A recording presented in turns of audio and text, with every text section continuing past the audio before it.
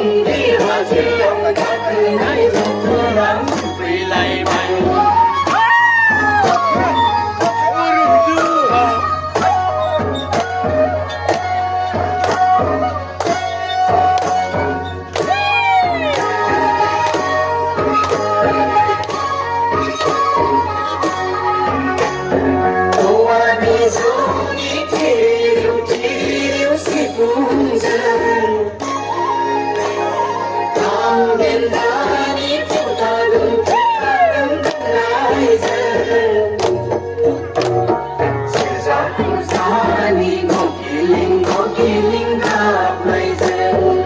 दिनैनि बे जोंनि नाम्बार 1 सालबारि गामिनि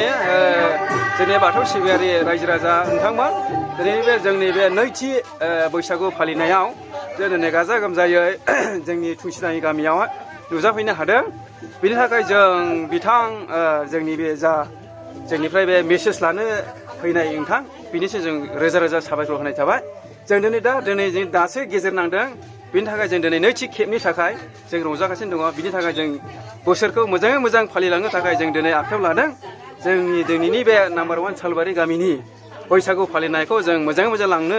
सानगासिनो दङ बिनि थाखाय जों रोजा रोजा साबायखर होबाय जों दिनै दा नैबे न'खरनि जा गाहाय बिनिफ्राय बिदाय लानायनि जोंहा आगान सुरबाय आरो जोंहा दा गोबां